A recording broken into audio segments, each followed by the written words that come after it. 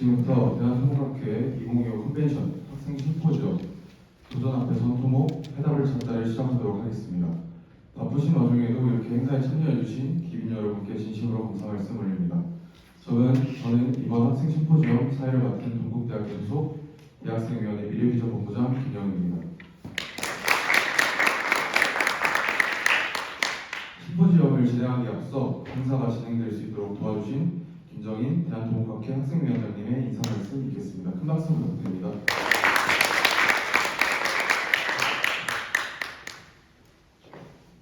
예, 안녕하십니까. 김정인입니다. 반갑습니다.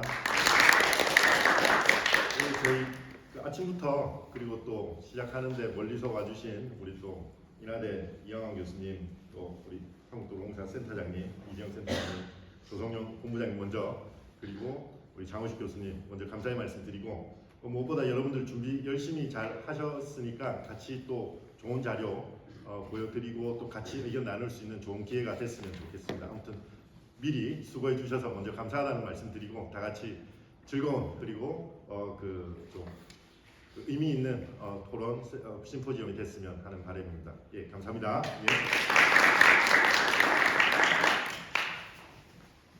네, 김정인 학생위원장님의 인사 말씀 감사드립니다. 이제 본격적으로 KSC 2025 컨벤션 학생 포럼 도전 앞에선 토목, 해답을 찾다를 진행하도록 하겠습니다. 학생 포럼은 총 2부로 진행될 예정입니다. 1부에서는 지속 가능한 국내 노인프라 시장의 방향성 제언을 주제로 한 건설정책부의 주제 발의와 이에 대한 패널 토론이 진행됩니다. 이후 2부에서는 교육자와 학자 간의 간극 해소를 위한 교육 개선 방안 제시를 주제로 한 교육제도 개선부의 주제 발의와 이에 대한 패널 토론을 진행하며 행사를 마무리하고자 합니다.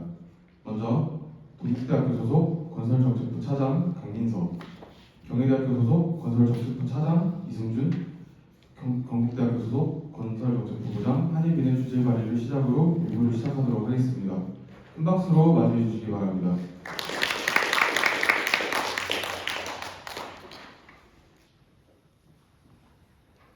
네, 안녕하십니까. 저희는 대한토목학회 대학생위원회에서 활동 중이며 미래비전본부 건설정책부에서 이번 발표 준비했습니다. 저는 건설정책부 차장 동국대학교 강민석입니다.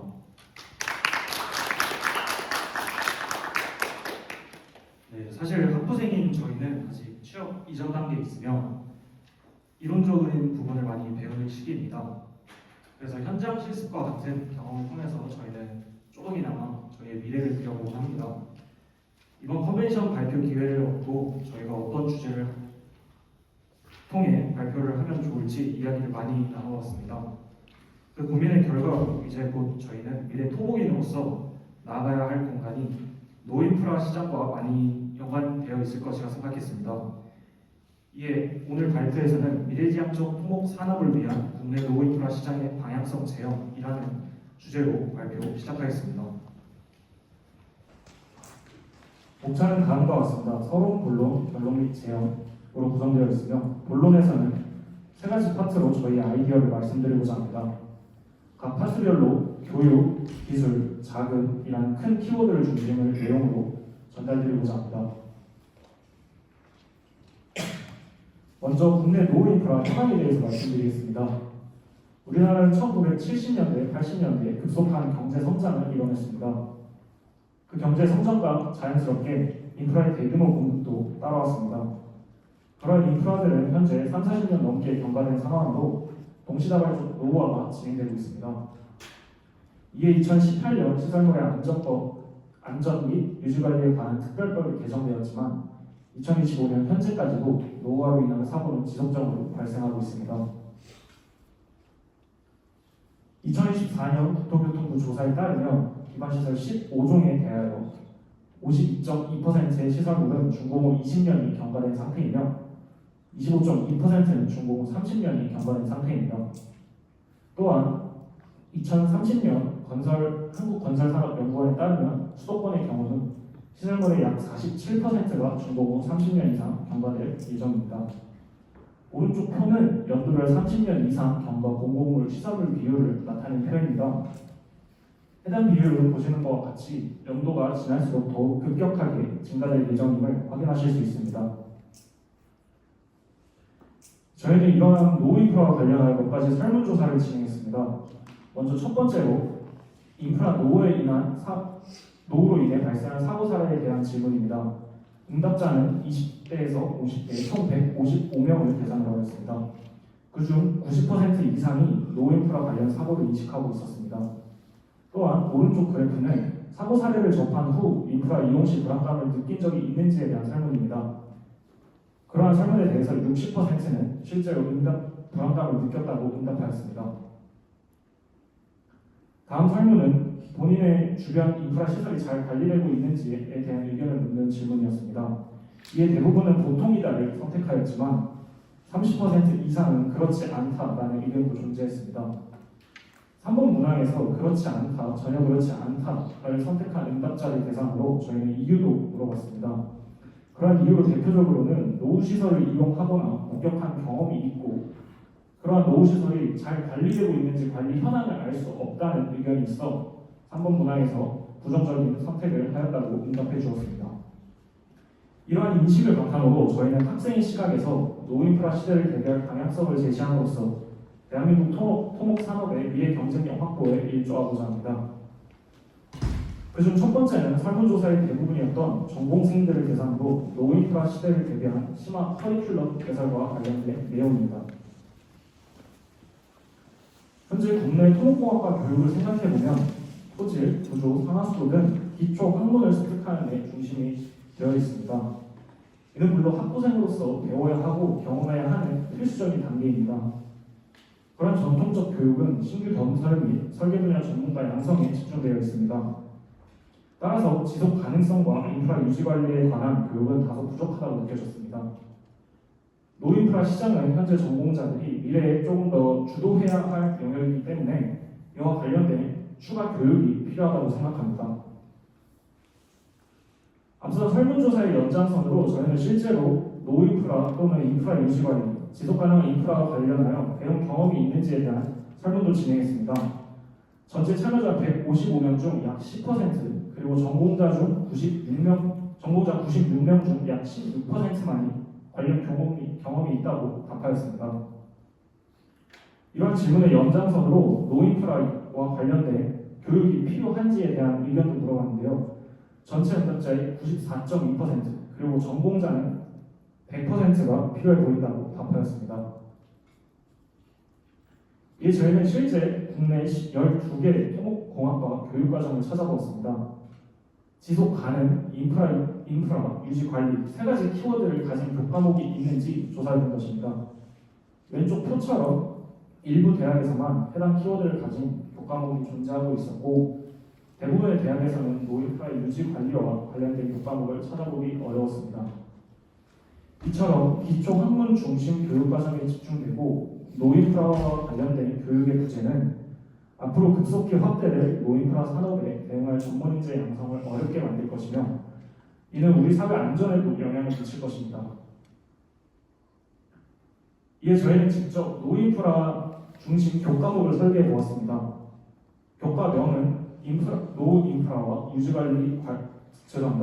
노인프라와 지속가능한 관리로 정했고 실제 개설을 가정하여 15주차 강의 계획서를 구성해 보았습니다. 초반부에는 노인프라의 개념과 국내 현황을 다루며 인프라 자산관리, 생애주기와 같은 개념을 배우도록 구성했습니다. 이후에는 유지관리 사회, 집안 기후 리스크, 스마트 유지관리 기술, 구조물 모니터링 시스템 등 실제 현장과 연결되는 내용을 포함시켰습니다. 후반부에는 지속 가능한 인프라와 직접 지역 인프라를 진단해보며 학기 전체를 하나의 프로젝트처럼 구상했습니다. 저희는 이 교과목을 세 가지 방향에 중점을 두고 설계했습니다. 먼저 사례 기반 학습, 그리고 실습과 프로젝트 기반 학습, 마지막으로 기술 융합과 정책 분석입니다. 이를 통해 단순한 개념 학습을 넘어 실제 유지관리 기술을 익히고 적용할 수 있도록 구성했습니다. 이런 방식은 학생들이 현장 이해도와 실무 역량을 함께 키울 수 있다는 점에서 의미 있는 교육적 효과를 기대해 볼 수 있습니다. 추가적으로 저희는 이러한 수업이 개설되어 일어난다면 전공생들의 진로 방향성도 늘어날 수 있다 생각했습니다. 현재는 다음과 같이 학과 홈페이지를 들어가시면 전공 로드맵을 확인하실 수 있습니다. 로드맵은 분야별로 추천되는 전공 수업을 알려주며 동시에 사회로 진출할 때 다양성의 선택에 도움을 주고 있습니다. 이런 로드맵에 저희는 추가적으로 유지 관리라는 길을 제안합니다. 앞서 말씀드린 수업이 시작점이 되어 실제로 몇 가지 구체적인 추가 교과목을 함께 구성해 보았습니다. 기후 위기와 인프라 관리, 집안재해 방지와 스마트 유지 관리, 기반 시설 관리, 정책 및 법규와 같은 과목입니다. 이러한 수업들이 개설된다면 단순한 구조 설계 중심의 교육을 넘어 유지 관리 재생 그리고 스마트 기술이 결합돼 새로운 토목 교육의 방향을 제시할 수 있습니다. 그리고 이는 안전을 중시하는 사회의 흐름에 맞게 미래지향적 분야로 발전할 수 있는 가능성도 존재합니다. 이러한 교육과정 개설로 크게 4가지 기대 효과를 생각해 볼 수 있습니다. 먼저 노인프라 개념과 중요성을 인식시켜 인프라 생애주기 관점의 이해를 높일 수 있습니다. 두 번째로는 학부 과정에서 경험을 통해 졸업 후 실무 대응 역량도 강화시킬 수 있을 것입니다. 세 번째로는 유지 관리라는 새로운 진출 분야의 확대로 진로 및 연구 주제 또한 다양해질 것입니다. 마지막으로는 단일 교과목에서 전공 트랙으로 확장될 수 있는 지속 가능한 교육 모델을 구축할 수 있을 것입니다. 이러한 변화는 장기적으로 노인프라 시대에 대응할 수 있는 인재 양성으로 이어질 것이라 기대합니다. 이상으로 파트 1 발표 마치겠습니다. 감사합니다.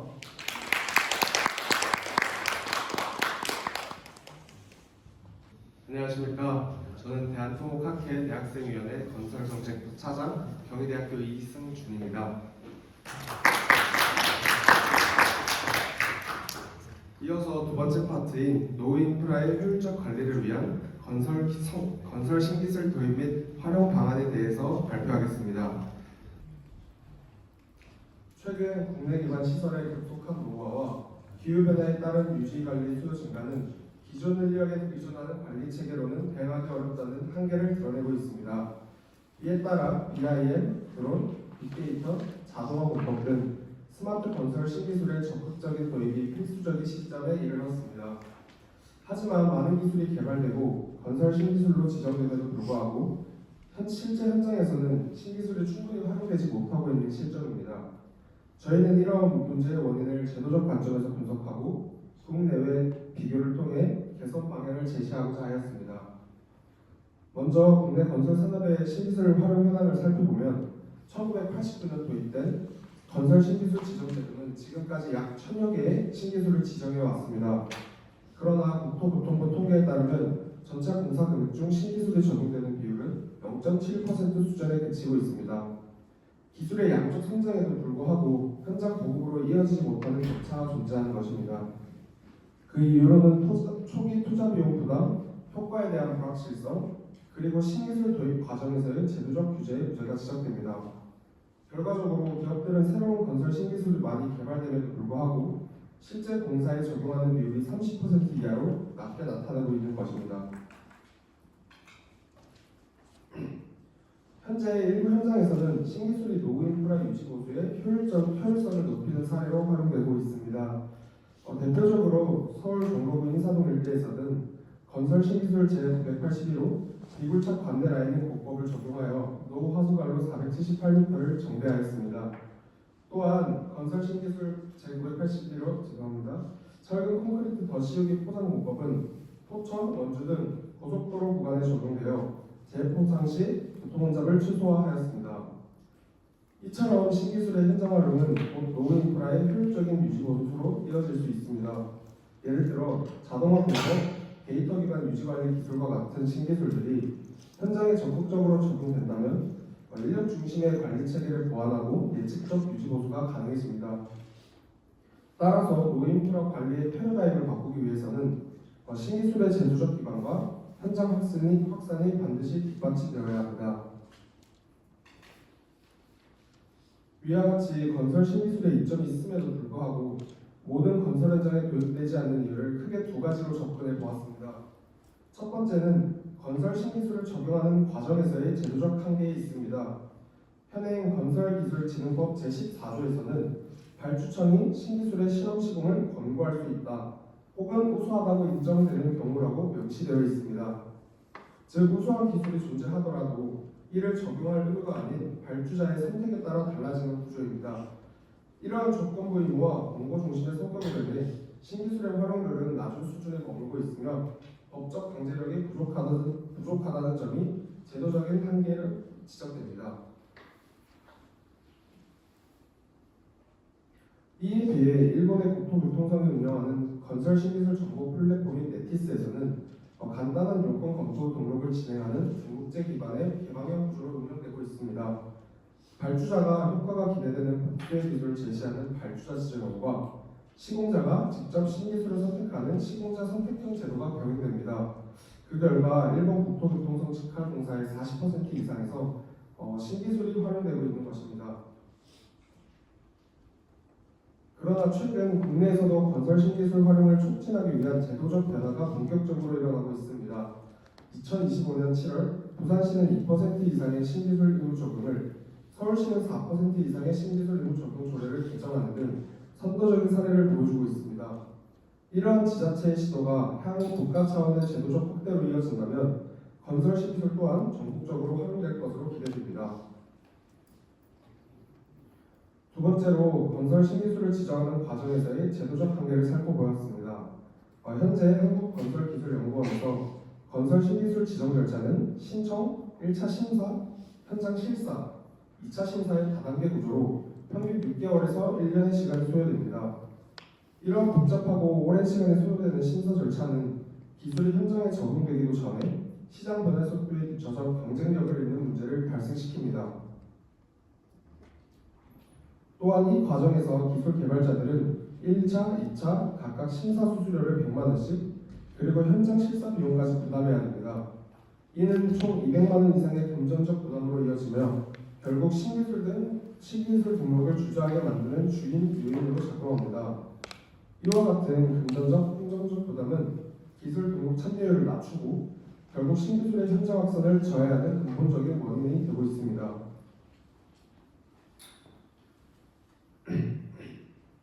이에 비해 일본의 네티스에서는 요건 검토 등록을 하는 등록제 기반의 개방형 구조로 이는 기술 개발자가 간단한 요건 검토를 거치면 기술 등록할 수 있으며 발주자와 시공자 모두 신기술 정보를 자유롭게 검색, 활용할 수 있습니다.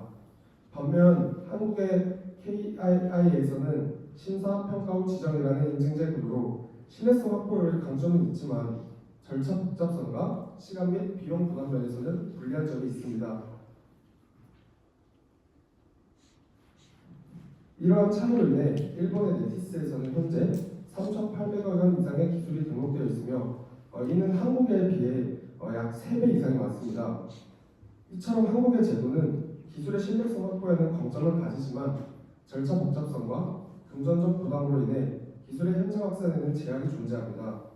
따라서 향후에는 건설 신기술 등록 지정 및 등록 연계형 현장 관리 체계를 구축할 필요가 있습니다. 즉 신기술 지정 이후 현장 적용까지 연계되는 체계를 마련하여 기술의 실질적 활용을 유도해야 합니다.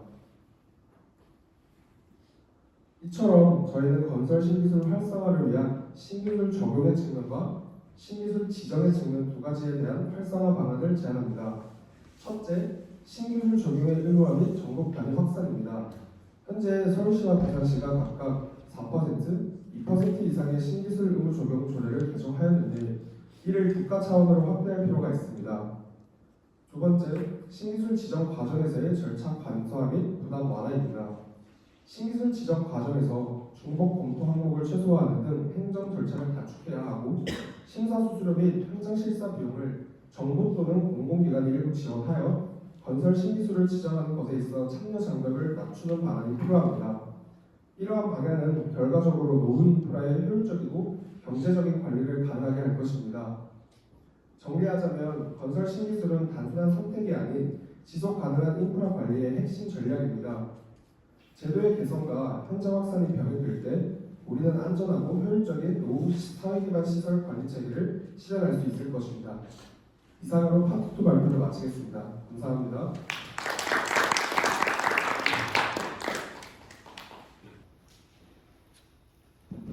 안녕하십니까. 대한토목학회 대학생위원회 건설정책부 부장 건국대학교 한혜빈입니다.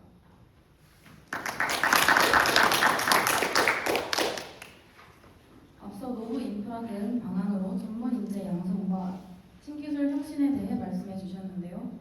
마지막으로 세 번째 주제인 지속 가능한 노후 인프라 자금 조달에 대해 발표하겠습니다. 이번 발표에서는 노후 인프라의 자금 확보를 위한 새로운 개념의 시민 참여형 모델을 제시하고자 합니다. 우선 국내 기반시설 유지관리 재정 현황을 살펴보겠습니다. 세계경제포럼은 OECD 국가들의 기반시설 유지 관리 및 성능 개선의 수요가 급증할 것으로 예상했습니다. 한국 역시 신규 사업뿐 아니라 기존 인프라의 유지 보수에 대한 투자 확대가 필요한 상황입니다. 그러나 아직까지 미국, 일본 등과 비교하여 신설 사업 대비 유지관리 사업의 투자가 미비한 상황입니다. 한정된 정부 예산을 극복하기 위해서는 민간 투자의 활성화가 필요합니다. 하지만 민간 투자 사업의 여러 제도적 한계로 인하여 공공시설에 대한 한국의 민간 투자 사업은 매우 부재합니다. 우측에 관리 주체별 유지관리 투자 추이 그래프를 보시면 국가, 공공, 지자체에 비해 민간 투자 금액은 현저히 적은 것을 알 수 있습니다.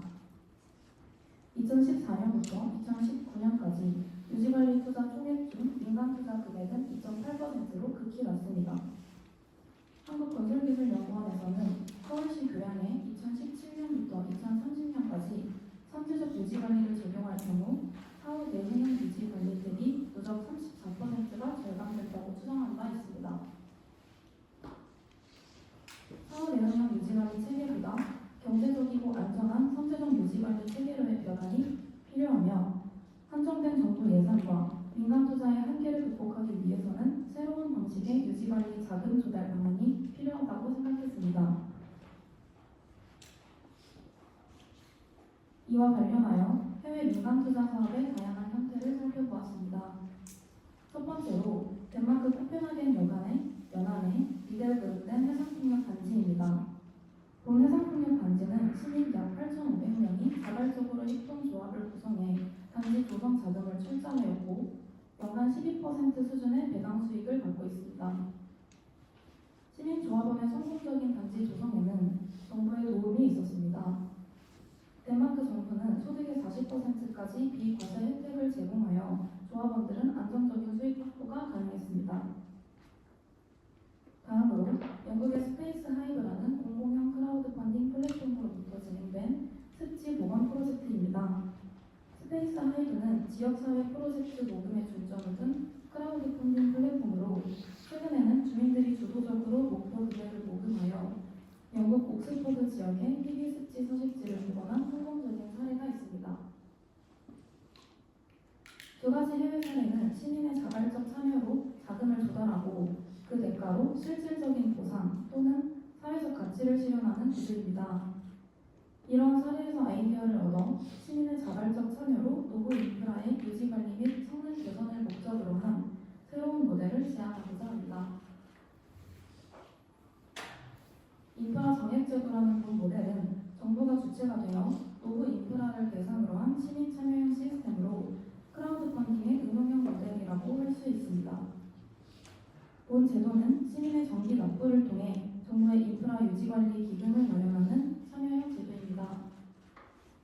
위 인프라라는 이름의 모바일 어플 또는 온라인 웹페이지를 통해 쉽게 접근이 가능하며 월 약 5,000원이라는 정기 구독료와 인프라와 연계된 시민 혜택으로 구성됩니다.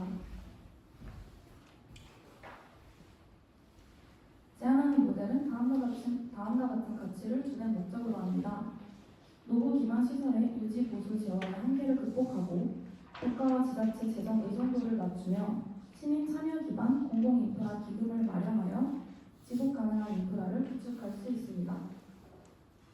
또한 공공 인프라는 정부의 책임이라는 인식에서 벗어나 시민 스스로가 인프라의 소비자이자 공동 관리자로서 인식하고 책임질 수 있는 인식의 전환도 기대해 볼 수 있습니다. 모델 참여 시 공공 인프라와 연계된 다양한 생활 혜택을 제공함으로써 시민의 자발적 참여를 유도할 수 있습니다.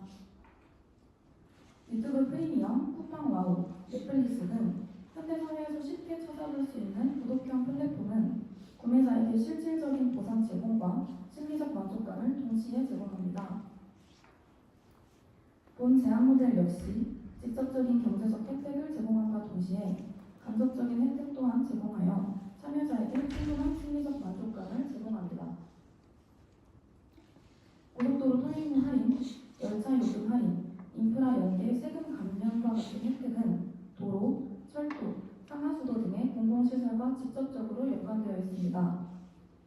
이를 통해 시민들은 공공시설이 사회적 비용을 기반으로 운영된다는 점을 인식하고 공공시설에 대한 책임의식을 강화할 수 있을 것으로 기대됩니다.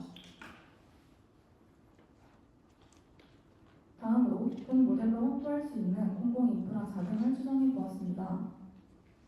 2025년 생산 가능 인구를 기준으로 모델의 참여율을 각각 다른 비율로 가정하고 인당 공공자금으로 확보할 수 있는 금액을 각 1,000원, 2,000원, 3,000원으로 가정했을 때 왼쪽에 보이시는 표와 같이 가용자금을 추정해 볼 수 있습니다.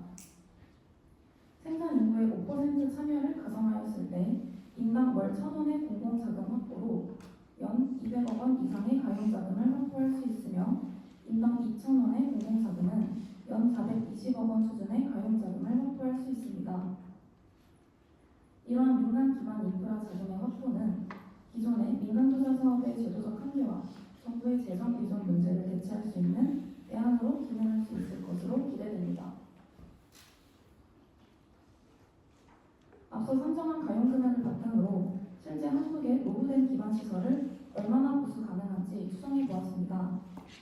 대표적인 사회 기반 시설로서 교량, 도로, 상수도관을 대상으로 유지 보수 비용을 조사한 결과 청담대교에 스마트 유지관리 기술을 적용하는 데에 약 13억 원이 필요하며 노후 도로 1km당 유지 보수 비용이 약 4천만 원, 서울시 기준 노후 상수도관 정비 비용이 1km당 약 15억 원이 필요합니다.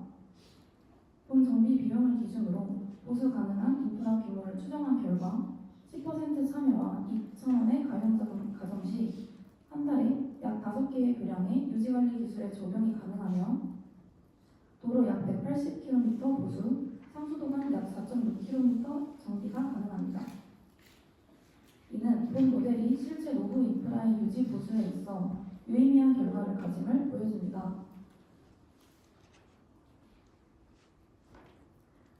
본 모델에 대해 시민 대상 설문조사를 진행한 결과 70% 이상이 긍정적인 반응을 보였습니다.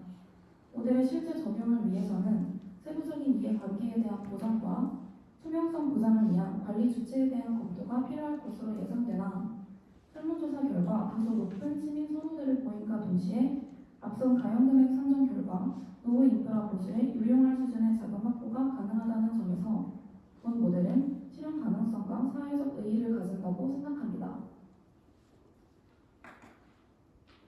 제안하는 모델이 도입되면 정부 중심이었던 인프라 관리가 시민 참여형으로 전환되면서 공동 책임 의식이 확산될 것입니다.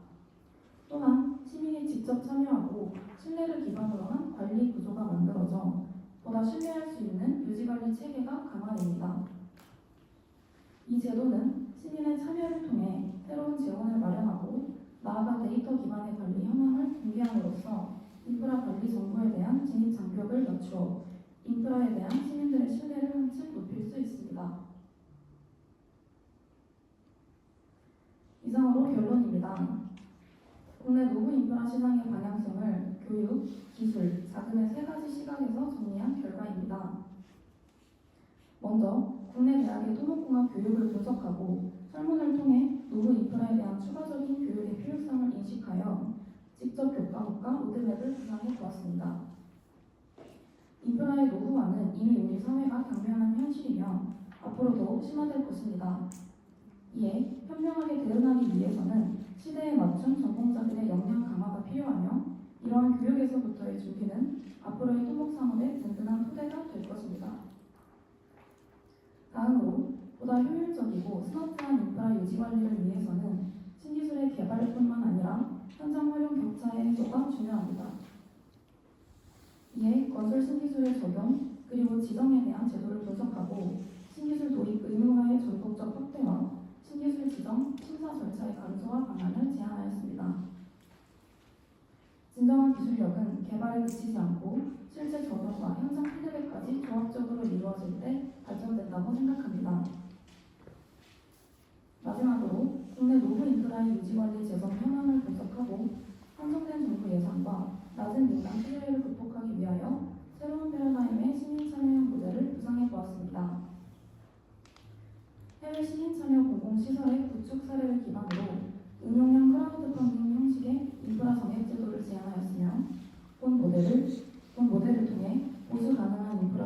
추정하고 시민 설문을 통해 경제적으로, 사회적으로 타당성과 가치를 검증했습니다. 시민이 공공시설의 소비자이자 공동 책임자로서 인식하고 직접 운영함으로써 더욱 신뢰할 수 있는 인프라 유지관리 체계의 확립이 가능할 것입니다. 지속 가능한 인프라 관리는 정부의 과제가 아니라 사회 전체의 약속입니다. 노후 인프라 전문 인재 양성, 기술의 혁신, 그리고 시민 참여, 그리고 이것들을 아우르는 제도적 기반이 어우러질 때 대한민국은 미래지향적인 토목국가로 도약할 것입니다. 이번 건설정책부의 발표를 통해 앞으로의 국내 토목산업이 더욱 지속 가능하고 혁신적인 방향으로 발전되길 바랍니다. 이상으로 대한토목학회 대학생위원회 건설정책부의 발표를 마치겠습니다. 감사합니다.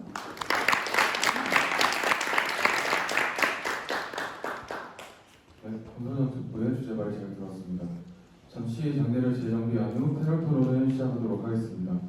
패널 토론은 대한토목학회 학생위원장이신 김정희 교수님께서 자장을 맡아 진행해 주시겠습니다.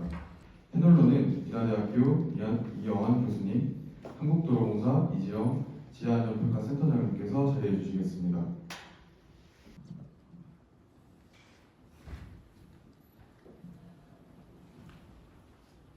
예, 안녕하세요. 일단 그 토론을 시작하기 전에 오늘 그 건설정책부에서 발표한 지속 가능한 국내 노후 인프라 시장의 방향성 제언에 대해서 학생들과 열심히 준비해 주셔가지고 먼저 감사하다는 말씀부터 드리고 지금부터 토론을 시작하도록 하겠습니다. 네, 말씀드렸듯이 오늘 토론에는 이제 그 이나대 이영환 교수님 그리고 도로공사 이지영 센터장님 그리고 우리 오늘 발표자들 같이 발표를 하게 됐고요. 순서는 일단은 또 미리 또 한번 보시고 내용들에 대해서 정리도 해주시고 전반적인 또 큰 이야기들을 조금 또 시간 내서 준비를 이영환 교수님이랑 그 센터장님께서 준비해 주셔가지고 그 내용을 조금 간단히 소개를 드리고 그리고 코멘트 각각에 대해서 드리는 시간 그리고 다 같이 토론하는 그다음에 질의응답 처음에 이 패널들끼리 그리고 또 마지막으로는 플로어에서 이제 같이 또 질문 있으신 분들한테 질문을 받도록 하겠습니다. 교수님. 예, 그러시겠어요. 제가 제도 쪽의 얘기를 좀 많이 큰 얘기를 네, 안녕하세요. 반갑습니다. 저는 한국도로공사 지하안전평가센터장 이지영이라고 합니다. 일단 이제 그 자장님께서 이제 패널을 소개를 하셨는데 저 사람이 뭐 하는 사람인지 여기로 왔을까라는 생각이 들 것 같아서 자기 소개를 조금 준비를 해봤습니다. 네, 저는 이제 한국도로공사에서 한 이제 29년 차를 지내고 있고요. 시설물 안전, 그다음에 산업 안전, 방제 안전, 지금 현재 지하 안전 해가지고 전반적인 안전 분야 쪽을 안전 전문가라고 이해하시면 될 것 같습니다. 그리고 한국도로공사는 그 현장과 이제 5,000km의 노선이 있기 때문에 이제 건설과 유지 관리를 다 아우러서 현장 점검을 많이 하는데 저는 한 2,000개 정도의 현장을 다녔고 지금 지하 사업에 대해서는 한 3,000건 이상의 연간 검토 실적을 가지고 있습니다. 그래서 오늘 이제 학생들 만나서 너무 반갑고요. 이제 저는 옆쪽에 이제 건설 안전 관련해서 이제 저랑 같이 일하시는 국토정책관님 오셨는데 이제 저분은 위에 있지만 이제 저랑 같이 현장에서 실무에서 뛰신 분들이 바로 이제 대학생위원회에 여기 계신 분들이기 때문에 이쪽을 선택해서 왔습니다. 네.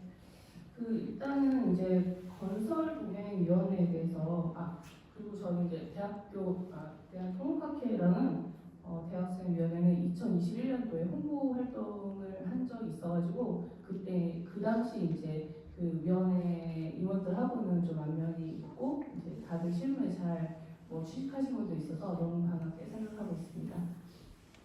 그래서 오늘 대학생위원회 이제 미래비전본부 건설정책부에서 발표해 주신 자료 보고 좀 깜짝 놀라긴 했는데요. 지금 옆에서 이제 건설동행위원회이신 이제 전 회장님 하고 이제 그거를 주도하시는 이제 기술안전정책관님 이제 건설정책국이죠. 이제 그분들이 다 있는데 여기에 보면은 그 청년이 일하고 소통하고 싶은 스마트한 미래 사업, 산업 건설을 다시 산업이라고 부르기 시작한 지가 얼마 안 됐는데 그것을 이제 미래 산업이라고 규정하고 이 청년 여러분들하고 같이 일하기를 너무너무 원하고 있습니다. 그래서 그 주제랑 딱 맞게 준비해오지 않으셨나 싶습니다. 그래서 정춘기 전 회장님을 모시고 다시 한번 이 자리를 가지면 좋을 것 같다는 생각을 하고 있습니다.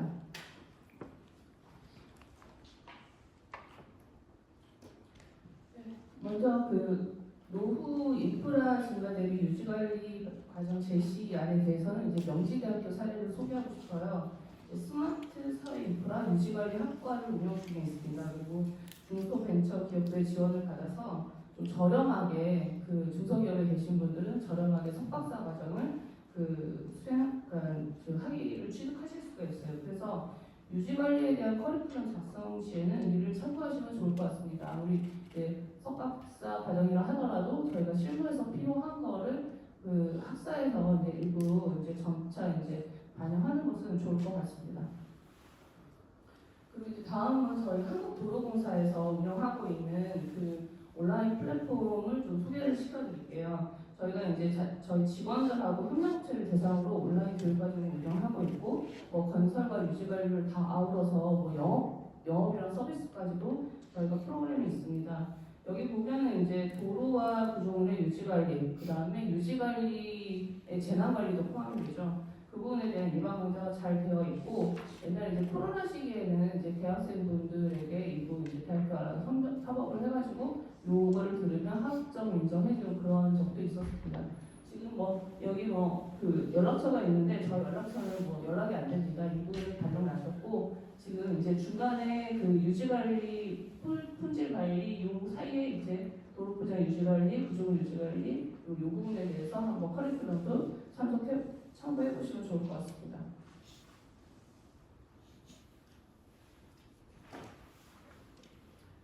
그리고 이제 정책부에서 제시해 주신 커리큘럼 중에는 이제 법규에 대한 부분이 있는데요.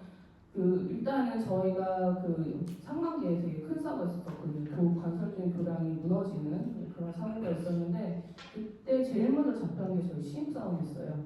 경찰서에 가서 거의 하루 종일 취조를 받았는데 저희 팀장이 가서 데리고 왔어요. 변호사도 없이 신입사원을 취조를 하느냐 못 보낸다 그래서 데리고 나왔는데 그 다음에 간 게 이제 저희 현장 그 고참 이제 그 과장인 감독이었거든요. 그래서 여러분들이 가서 이제 그뭐 현장 가자마자 일을 해야 되는데 매뉴얼을 바로 숙지할 수도 없고 그리고 그 법규에 대해서도 알 수가 없습니다. 그래서 뭐 법전공은 아니지만 건설에 관련된 법 예를 들면은 뭐 건설기술진흥법이라든가 뭐 건설상 기본법이라든가 그다음에 뭐 시설물 유지관리법, 시설안전법, 지하안전법 이런 것들을 조금 뭐가 있고 어떤 점을 하고 그다음에 뭐 말이 그 제일 중요한 거 중대재해처벌법 그다음에 건설안전특별법을 그 옆방에서 지금 발의를 하고 있습니다. 뭐 이런 부분에 대해서는 내가 피해를 보지 않게 그 부분에 대해서는 이쪽 일을 한다면 꼭 숙지를 하고 숙지를 하지 않으면 그걸 AI가 집어넣고 질문을 하면서 하셔도 돼요. 저희 직원도 그렇게 하고 있고 그래서 이런 아까 그 법에 대한 부분도 이제 좀 다뤄줘야 될 것 같다라고 생각을 합니다.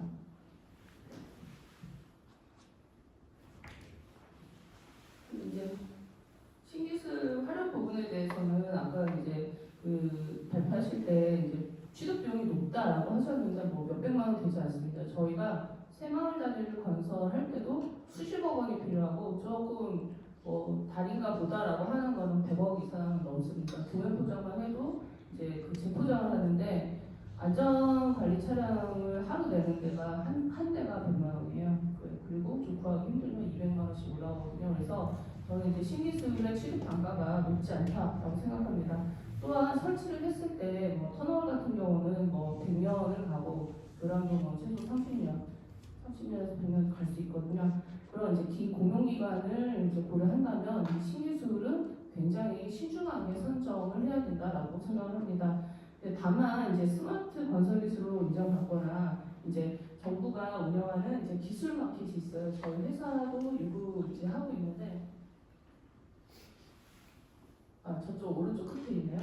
네, 기술 마켓도 있어가지고 좀 이렇게 큰 뭐 교량 가설공법이나 뭐 그런 게 아니고 이제 자잘한 어떤 뭐 BIM 소프트웨어라든가 아니면 뭐 이제 뭐 그 교량의 어떤 장치라든가 뭐 신출금 장치, 교자 장치 뭐 이런 그런 것들도 뭐 신기술이 될 수 있겠지만 조금 작은 규모의 어떤 기술들은 뭐 기술 마케팅이나 스마트 건설 기술에 포함해서 이제 하거나 그러면은 이제 현장에 뭐 새로운 기술이 차정되지 않고 바로 현장에 적용될 수 있을 거라고 생각합니다.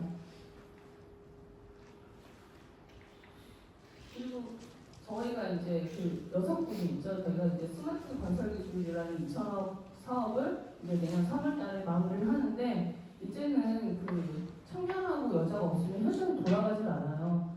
거의 대부분의 어떤 그 단순한 작업들은 외국인들이 하고 있고 옛날에는 이제 인부가 외국이었는데 요즘은 이제 식당이라고 그 작업팀을 끌고 다니는 분들이 다 외국인들이에요. 이제 그러다 보면은 그런 것들을 이제 사람한테 맡기는 것이 맞느냐라는 것도 한번 생각을 해봐야 되고 그러면 어떻게든 그러니까 자동화나 그다음에 무인화 이런 쪽으로 갈 수밖에 없거든요. 그리고 여기에 그려져 있는 그림을 저는 참 좋아하는데 여성 엔지니어도 쉽게 할 수 있는 그런 어떤 데이터에 기반한 내지는 그 데이터에 기반한 관리, 스마트 기술을 사용해야 되는 여건, 그다음에 깔끔한 현장 그런 것들이 조성되어야 된다고 생각합니다. 아까 근데 기술 마켓 말씀드렸고요. 저희 회사에서 운영하고 있어요. 그래서 여기에 등록이 되면 저희 현장에 시범 적용이라도 좀 쉽게 할 수 있는 그런 부분이 있습니다. 그거 외에도 저는 이제 도로교통연구원이라는 이제 연구소에 있는 부서에서 왔는데요. 저 자신도 이제 박사기도 하고 이제 연구를 하고 있습니다.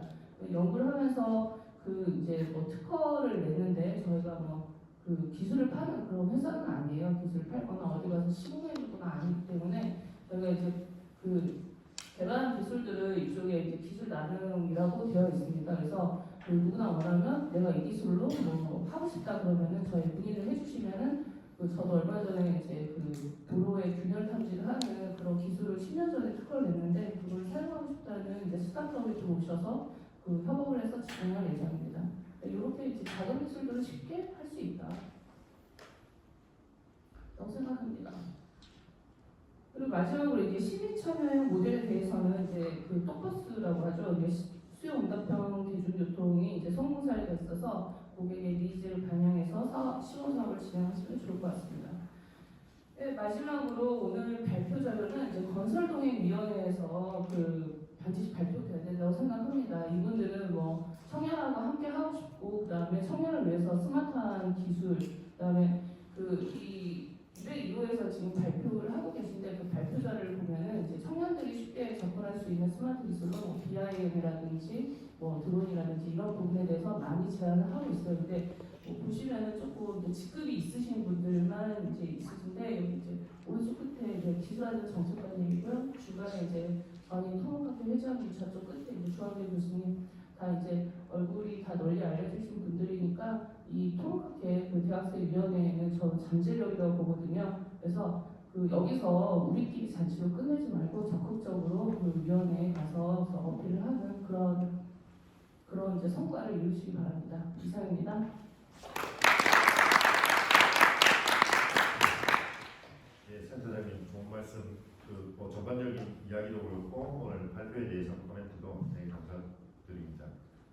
그리고 다음으로 영 교수님. 네, 저좀 일어서서 하겠습니다. 슬라이드 시간이 11시 아니 10시 반까지죠. 뭐 시간 우리가 조금 안 받아도 됩니다. 예. 그리고 슬라이드 좀 일단 오늘 이렇게 위원장 맡고 계신 우리 김정인 교수님 덕에 젊은 동업자들하고 얘기를 할 수 있어서 너무 좋았습니다.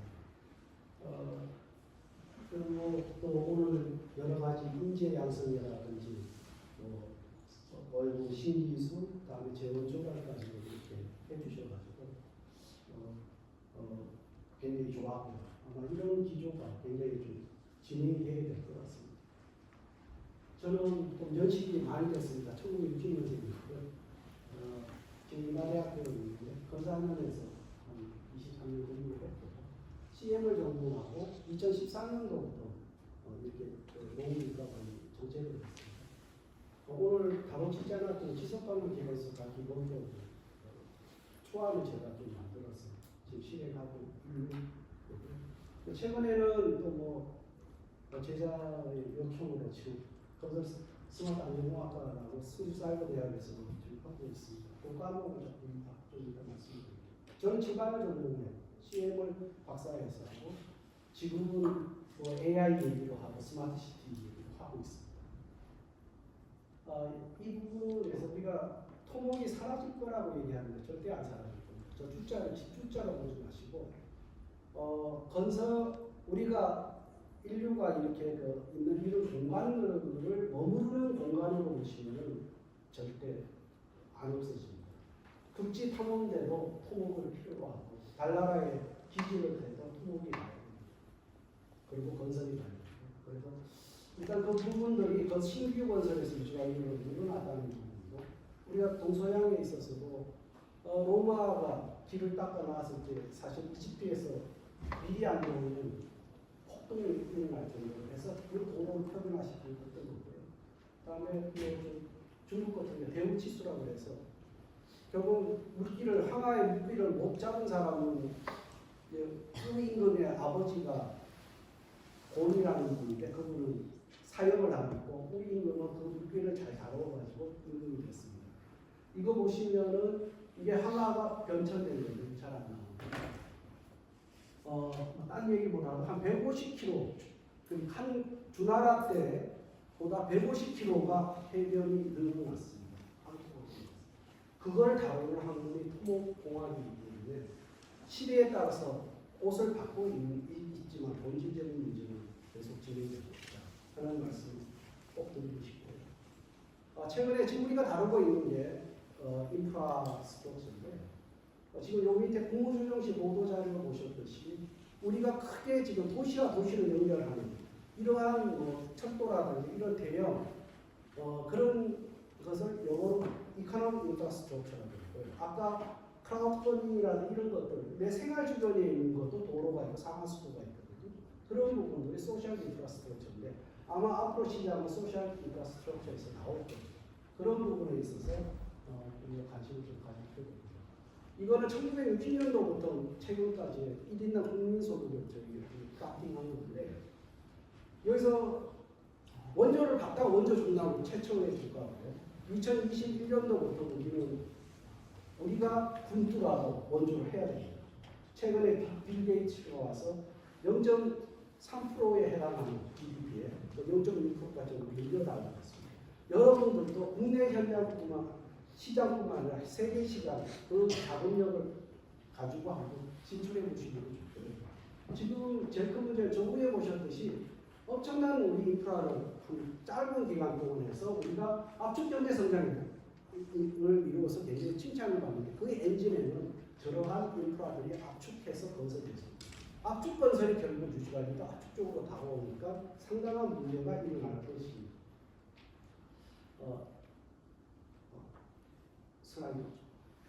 딴 거보다도 지금 우리가 사용하고 있는 주변에서 이런 일들이 벌어지고 있습니다. 이건 작년에 이건 저렇게 넣기도 굉장히 어려운 겁니다. 참. 자, 이건 저수지가 공개된 거고요. 2014년도에. 이건 백성역에 열배관이 터져가 한번 돌아가셨습니다.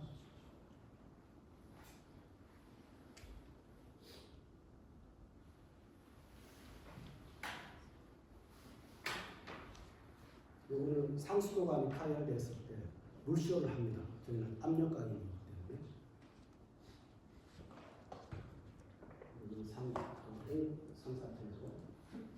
장려공격에 불리기 위해서. 제가 매번 틀면서 이번에 보이는 명목을 보는데 이게 분당전자도. 자, 아까 슬라이드 돌아가시죠. 지금 이 슬라이드는 제가 공유해 드릴 테니까 크게 우려 문제가 오래되고 30년 이상 된 것들이 급속하게 발달해요. 30년 뒤에는 75%가 30년 이상입니다. 그 다음에 우리는 1994년도에 성수대교 붕괴 이후에 우리는 시설물의 안전에 관한 특별법을 만들고 20년 동안 했는데 지금 그건 주로 지상구조물이 큰 것만 했습니다. 그러다 보니까 작아가지고 눈에 띄지 않는 도량이 100m 이하 가지 않고, 그 다음에 땅 속에 있는 아까 하수 관로라든지 상수 관로들은 지금 보이지 않아서 관리 안 했습니다. 그런 것들이 사실 어디에 더 많냐면 여러분들 생활 집 주변에 더 많습니다. 즉 관리 주체는 지자체입니다. 이제는 물량들이 나오는 게 큰 물량보다는 지자체 쪽의 물량들이 굉장히 많이 나옵니다. 뭐 저수지 같은 경우에는 안전 등급 아까 계연 저수지인데 안전 등급 B 등급인데 A에서 B인데 B 등급이 커졌죠. 그 다음에 우리가 사회 경제 기후 환경 변화 굉장히 많습니다. 저걸 만들 때 설계 기준을 올리고 안전 기준을 강화했던 했는데 그 이전에 지어진 거는 지금 바뀌어진 환경에서 노출이 있습니다. 보건력 자체가 없는 부분입니다. 이거 저거 다 하려고 돈이 필요한데 돈이 없습니다. 자, 이 부분이 굉장한 문제예요. 자, 그런데 그 돈이 들어오는 걸 보면 SOC가 GDP에 차지하는 비중은 점점 떨어지고 있습니다. 여러분들이 취업하는 데 가장 크게 건설회사가 하는 문제가 여기서 기여를 하는 거고요. 최근에 2020년도부터 유지관리 쪽으로 정부에도 예산 편성을 시작했습니다. 거기 보면 터닝 포인트가 이제 되고 있다는 거죠.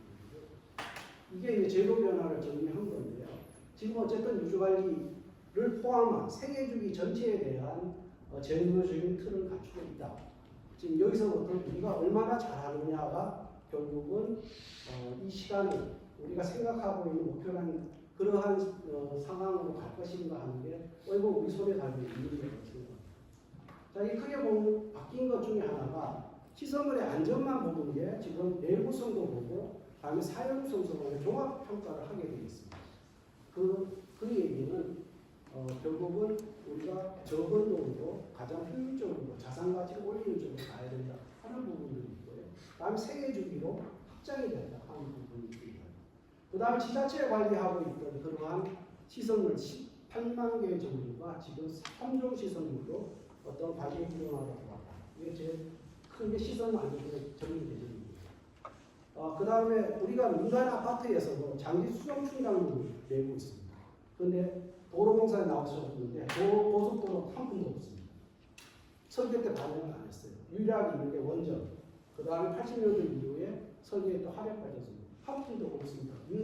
그래서 결국은 어떠한 그 제도를 강화하는 것뿐만 아니라 모든 돈은 시설물 관리 주체 네가 책임져라.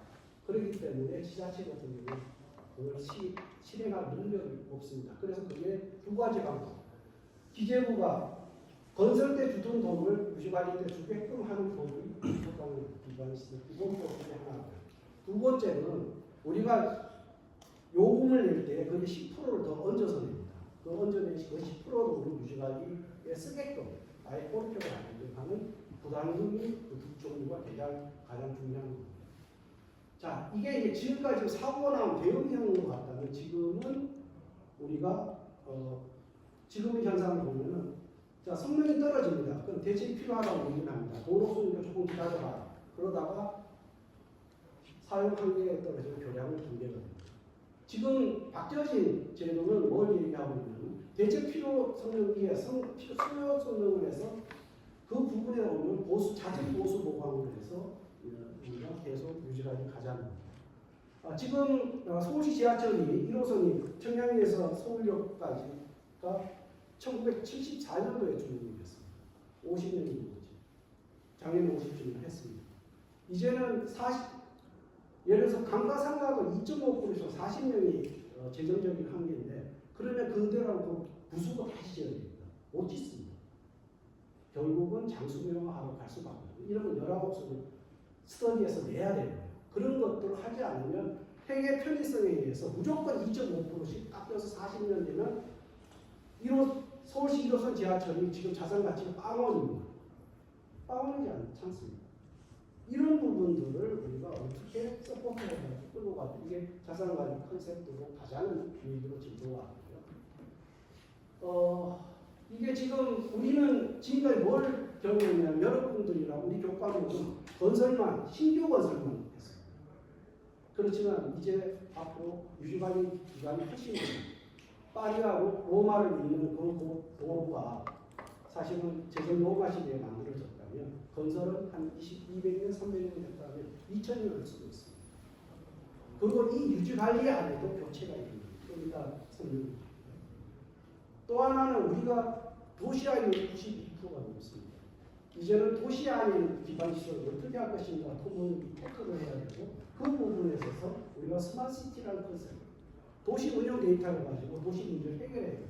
그 중에 도로 인프라 문제도 해야 된다고 생각하고 제가 인하대학교 가서 만약에 스마트시티 연구센터인데 그걸 테크를 하죠.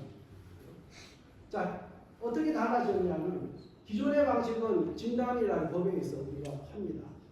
보고서가 나오면 그걸 가지고 개별적으로 이걸 통합 비교로 묶지 않습니다. 묶어서 성능 평가하고 노후 예측하고 유지관리 요소를 자산 평가해서 의사결정을 해가지고 경영정보하고 연결시키자. 그런 사이에 결국은 우리가 센서를 달아가지고 주기별로 몇 년에 한 번씩 주기적으로 들어오는 데이터가 아니라 실시간 데이터들이 들어오기 때문에 이게 결국은 도로공사의 도로 포장의 물리적인 상태가 이게 경영 정보냐 아니냐 전 정보다. 자, 이게 최근에 9월 11일 날 도로공사가 주최를 했던 정책인데 인터체인지 사이에 막아놓고 그걸 전체적으로 일괄적으로 급속 시행하는 그러한 제도 변화입니다. 그 제도 변화가 여러 가지가 있는데 첫 번째, 토목은 제도를 알아야 되는 게 다 법안으로 만들어서 해야 돼요. 돈 쓰는 것도 법을 만들어야 되고 어떤 규칙을 바꾸는 것도 법으로 해야 되고 그렇기 때문에 국회하고 들어가서 할 수밖에 없고 그리고 그 구간을 막았을 때 그 주변에 있는 주민들을 어떻게 설득할 것인가 하는 부분도 또 굉장히 홍보가 필요하고 이 부분. 그래서 우리가 기초적인 공학적인 걸 하지만 사실은 뭐 건설회사에서 그런 얘기 하더라고요. 가서 하는 거는 민원만 잘 관리하고 공사 아주 끝난다. 이런 얘기 알고리즘적인 얘기지만 지금 그러한 부분에서 제도적인 걸 굉장히 우리가 봐야 된다는 거예요. 자, 이건 교과 부분인데 오른쪽에 있는 거는 지난 학기에 제가 했던 건데 한번 비교해 보시면 저는 좀 학부에서 뭐 각각의 시설에 대해서 기술적인 걸 배우는 것도 굉장히 좋지만 이건 뭐 대학원에 가서 좀 배우고 좀 관리적인 포인트에서 좀 개발적이고 제도적인 쪽으로 한번 설계를 해서 지금 하고 있거든요. 한번 참조하시면 좋을 것 같습니다. 두 번째는 지금 아까 신기술 도입인데요. 신기술을 도입하려면 기술 개발로 끝나면 안 되고 일본의 사례를 보면 일단 전체 공사비 산정을 해줘야 됩니다. 그리고 기술 개발의 파이널 스테이지는 이걸 예산화시킬 수 있는 이런 것들 해야 되고 그 다음에 중요한 그 기술이 들어갔을 때에 그 공사의 발주가 돼야 되거든요. 발주가 됐을 때 합법 판정을 내리는 새로운 기술의 합법 판정의 기준들이 설정이 되지 않으면 그 기술은 쓰여질 수 없다. 이렇게 봅니다. 2008년도에 일본은 아이컨스트럭션을 하면서 BIM 가이드라인을 만들었습니다. 2022년까지 약 3,200건을 설계하고 공사해서 하고 있고요. 2023년도 데이터는 아직 집계가 안 됐습니다. 1,000건 이상은 거의 2008년에서 2023년까지 15년 동안 시간이 걸려서 거의 4,000건의 공사가 발주가 되고 설계가 발주되어 있습니다. 그래서 지금 아까 우리 도로공사가 말씀하셨지만 우리가 스마트 건설 사업단이 되어 있는 그 기술들이 진짜 여러분들이 현장에서 그게 쓰여지게끔 만드는 이 부분들이 굉장히 중요한 숙제이고 그걸 좀 해야 될 부분이라고 생각합니다. 세 번째가 이제 굉장히 중요한 재정 문제를 다루셨는데 되게 좋은 아이디어고요. 이제 그런데 뭐 하나 좀 좀 고려하셔야 될 문제 하나만 말씀드리면 그러니까 도로 시설도 국도, 고속도로, 뭐 지방도 또 시군 뭐 이렇게 되면 다 관리 수준이 다 틀립니다. 거기서 혜택을 주시는데 일률적으로 줄 수가 없는 거예요. 지금 당장 우리가 보면은 지하철 무임 승차에 대해서 계속 광고 때리고 있죠. 중앙정부에 지원해줘야 됩니다. 뭐 이러한 부분들도 같이 한번 고려하셔야 되고 작년에 지자체 재정 자립도가 전국이 48%밖에 안 되고요. 군 단위는 17.2%입니다. 자, 그런 것들을 어떻게 우리가 제도를 만들면서 좋은 아이디어를 실제 적용되게끔 하려고 하면 여러 층위별로 좀 아주 더 적합한 그런 모델을 가는 게 좋지 않을까 싶습니다. 예, 너무 시간이 없는데 저 시간도 많이 잡아먹은 것 같습니다. 예, 감사합니다.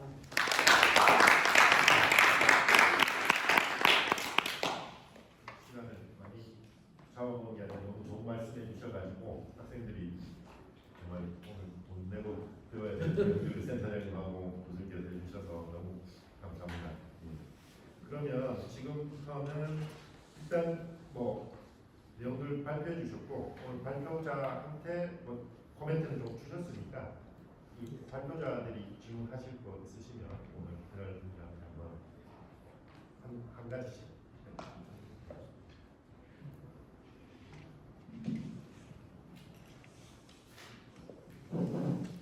네, 안녕하세요. 저는 건설정책부 소속 중앙대학교 김태현입니다. 먼저 바쁘신 와중에도 토론에 참여해 주셔서 감사하다는 말씀을 드리고 싶습니다. 또한 저희 발표에 대해 귀중한 의견과 피드백을 주셔서 진심으로 감사드립니다. 질문 드리겠습니다. 현재 국내 대학에서 노후 인프라에 대한 교육을 진행하려는 움직임이나 논의가 있는지 여쭤보고 싶습니다.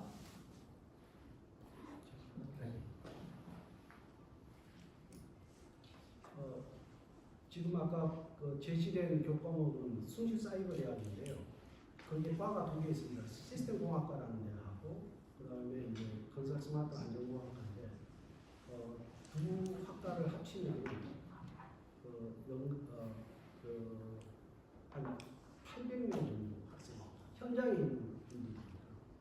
낮에 일하고 저녁에 그런 부분에 있어서 특히 이제 건설 안전하고 시스템 안전 쪽에 부분에 있어서 시설물 안전에 관한 학생이 제가 지금 하고 있는 거나 작년 130명 정도 시작을 했는데 한 30%가 진단 협회에서도 굉장히 지금 관심을 갖습니다. 이런 쪽에 조인트에서 같이 하자.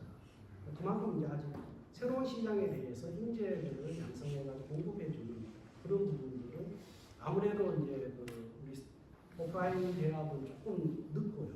여기는 굉장히 학생 없어도 그냥 날려버리는 게 이런 온라인 교육의 특징이다 보니까 그런 부분이 있고 아까 말씀하신 명지대학교의 대학원 과정이 있고 지금 앞으로 계속 만들어지지 않을까 싶습니다. 이렇게 요구를 하시는데 만들 수가 없지 않겠습니까? 그런 얘기. 실제로 제가 생각해도 저희도 뭐 학교에서 인프라 어떻게 보면 계획 건설도 조금 계속 해왔지만 유지 관리에 대해서도 조금 학생들이 관심도 많고 저희들도 해가야 되지 않을까. 그리고 사이버 대학이 실제로 교수님 말씀하신 대로 진짜 중요한 그런 것들을 많이 다루는 퀄리티도 굉장히 좋고 그런 것들을 많이 배워야 될 것 같습니다.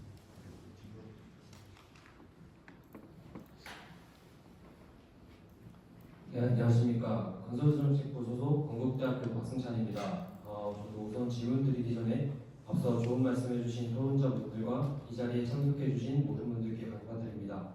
질문 드리겠습니다. 노인프라 시장이 급격하게 증대되는 흐름에 맞게 예산 증가가 필요할 것으로 생각됩니다. 이러한 관점에서 국가적인 차원에서 마련한 방향이 있는지 여쭤보고 싶습니다.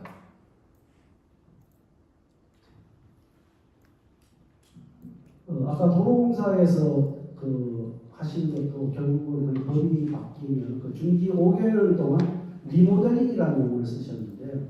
하여튼 그런 부분들을 할 공사민단들을 좀 뽑아가지고 거기에 대한 재원을 이제 마련할 수 있는 법안들을 지금 하고 있고요. 그 다음에 보시면은 아까 보셨듯이 계속 GDP 대비 떨어지고 있습니다. 신규 이걸 이제 만회할 수 있는 부분들은 아까 보셨던 여러 가지 열려져 있는데 문제는 기재부가 안 움직입니다.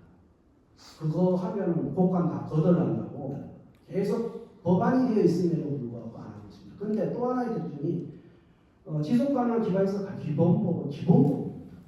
실제 실행이 되려면 도로시설도 도로법을 거쳐줘야 되고요. 상수도 같으면 수도법을 거쳐야 됩니다. 그런데 최근에 굉장히 고무적인 사실은 도로공사도 지금 움직이고 있고요. 제가 지난달에 봤던 거는 아까 보셨던 요금의 10%를 올리는 이 부분들이 그게 협회를 통해 가지고 환경부에 지금 제안을 지금 하고 있습니다. 그럼 그게 연간 지금 봐서는 한 4,800억 정도 이렇게 될 거라고 하는데 쉽지는 않을 겁니다. 왜? 시장들이 그거 싫어합니다. 그래서 지금 그런 부분들에 있어서 가장 중요한 거는 우리 이런 동업자들이 그거에 대한 요구를 계속해야 됩니다. 그리고 데이터가 있어야 사고 났을 때마다 야, 너 우리 저거 남의 동네 얘기 아니야. 우리 동네 더 심각해. 돈 더 줘. 그러니까 그걸 선택할 수 있는 능력을 여러분들이 가지고 계셔야 됩니다. 뭐 공학적인 건 당연히 해야 되고 글도 잘 써야 되고 말도 잘 해야 되고 결국은 그걸 못 가져오면 우리 후배들이 없는 거죠. 그런 차원에서 국가 제도는 되어 있는데 이걸 하나씩 각각의 개별법에서 만들어가지고 실행시키는 이 부분들이 굉장한 문제이고 있고 참 쉽지 않은데 제가 매번 통화학회에다가 그런 일들을 좀 해야 된다. 그래서 오늘 굉장히 아까 기쁘다는 얘기가 우리 젊은 동업자들이 이런 얘기를 해주셔서 장을 만들어주셔서 너무 좋았습니다. 예. 예. 네, 도로공사가 이제 고속도로 민자를 제외한 이제 국고로 운영되는 고속도로를 관리하고 있는데요. 저희 같은 경우는 이제 통행료 수익 100%로 저희 인건비랑 이제 건설과 유지 관리를 하고 있습니다. 그중에 이제 정부에서 매칭권을 하는 거는 이제 건설에 한 5대5 정도라고 이제 한다면 저희가 유지 관리비는 이제 여러분들이 내시는 이제 통행료 수익으로 이제 100% 충당을 하고 있고요. 이제 저희가 5,000km 노선으로 연장이 되면서 이제 유지 관리에 대한 비용도 이제 부담이 되고 그래서 이 부분에 대한 이제 대정부 협상을 이렇게 지속적으로 하고 있고 교수님 말씀하신 대로 이제 10년 전부터 이제 그 오르지 않는 이제 통행료에 대해서도 계속적으로 이제 대정부 요구를 하고 있습니다.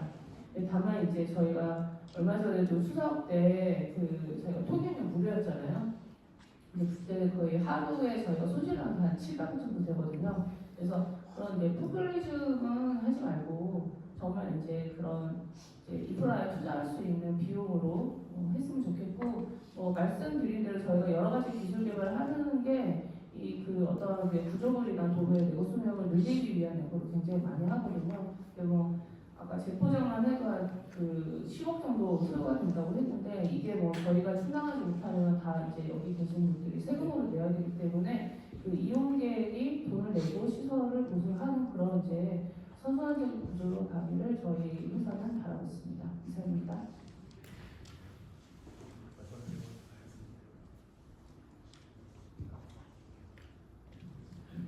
그러면 그 질문들 다 받았는데 혹시 그 뭐 플로어에서 질문 있으신 분들 있으면 질문 받고 없으면 정신을 말하고 시간이 조금 지나가지고 질문 있으신가요?